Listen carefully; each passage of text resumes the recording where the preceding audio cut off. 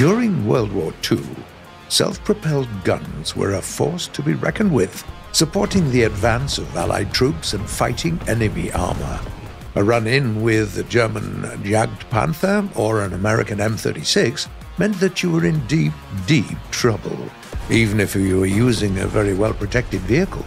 Today, we're going to talk about the best SPGs of that period. No ATGMs, recoilless rifles, or computerized fire control systems. Just some tough armor and powerful guns. The true classics of War Thunder. Let's go. Let's start with the Type 5 Hori production, a Japanese experimental SPG. One of its key selling points is that it has really good upper frontal armor. Despite its considerable weight, the vehicle is also pretty mobile. Just keep in mind that it lacks neutral steering, so your mobility is somewhat limited. At the same time, you get really good reverse speed and a very stable gun. The Hori is armed with a 105mm cannon that doesn't take too long to reload and can fire powerful shells with good penetrating power and a decent behind-armor effect. The gun also has nice depression and elevation, from -10 degrees to +20 degrees. All in all, this SPG is a well-balanced tank destroyer that can perform really well, both as an ambush vehicle that uses terrain features to its advantage, and as an aggressive flank attacker, or even brawler. Next up is the Soviet Object 268. This experimental SPG was created on the basis of the T-10 tank, giving it decent mobility. This vehicle accelerates pretty fast, but just like the majority of Soviet tanks, isn't quite as nimble when it comes to turning on the spot, due to the design of its chassis. On the other hand, it's very well protected, with up to 187mm of armor in the front. The gun installed on the Object 268 is pretty accurate for its caliber, and there's the KPVT heavy machine gun on the roof of the casemate, which really comes in handy when there's a lightly armored opponent nearby and your main gun is still in the middle of a reload.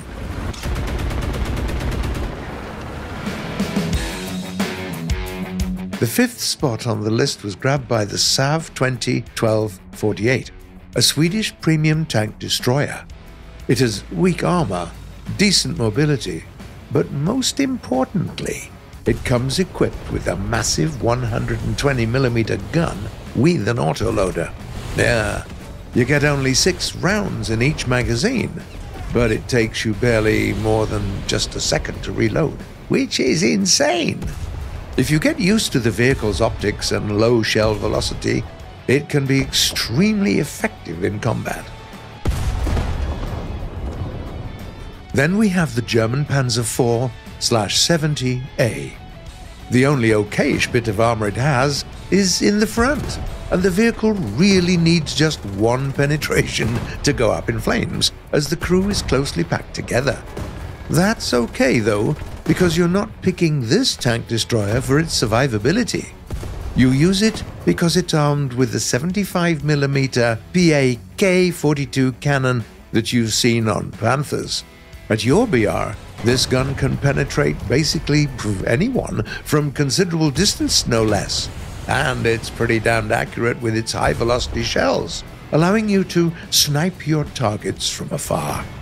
Obviously, you have to pay for this overwhelming firepower with low survivability and limited mobility. But if you're careful and play your cards right, this tank destroyer can be a real monster. Third place on our list was claimed by the M36, an American SPG created by mounting the 90mm M3 cannon on a Sherman chassis. The advantages of this combination are rather obvious. You get a highly mobile vehicle that can shoot the M82 APCR, which has enough penetrating and destructive power to make short work of any opponent. Furthermore, The M36 has a pretty good turret rotation speed. If you don't think that turret traverse is important, just remember the times you used vehicles like the British Achilles. By the way, the M36 has the same Achilles heel as many other American tank destroyers. Be wary of aircraft.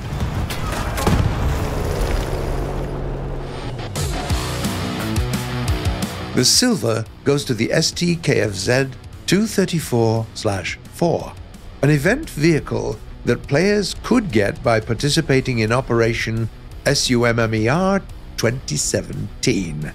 This is the last modification of the Puma armored car, which received a significant upgrade in terms of firepower thanks to a new gun, the 75 PAK 40/3. In order to mount this gun, German engineers had to remove the turret, making this Puma an open-top vehicle, meaning that it was extra vulnerable to attacks from above. Not to mention that it had barely any armor to begin with. On the other hand, who needs armor and protection when you can have superior mobility? This Puma is just as mobile as light tanks, even in off-road conditions. It also has 8-wheel steering, providing it with excellent maneuverability. Finally, the best classic SPG is clearly the Jaguar Panther. There are two variations of this vehicle in War Thunder. The regular can be found in the German tech tree, and the command variant is available as a premium vehicle. This tank destroyer inherited a number of strengths from the Panther, including a sturdy body and great mobility, which allows it to move as fast as most medium tanks at its BR. The gun is also excellent. It's the PAK 43 cannon, a weapon familiar to any tanker that's ever used the fearsome Tiger II.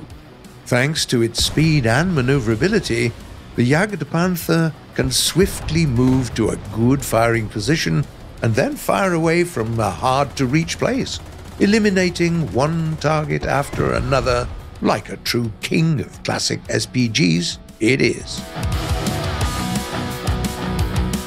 But what do you think? Have you used any SPGs on the list? Tell us please what your favorites are. And are there any that you absolutely hate to fight against? We're all ears, so tell us in the comments below.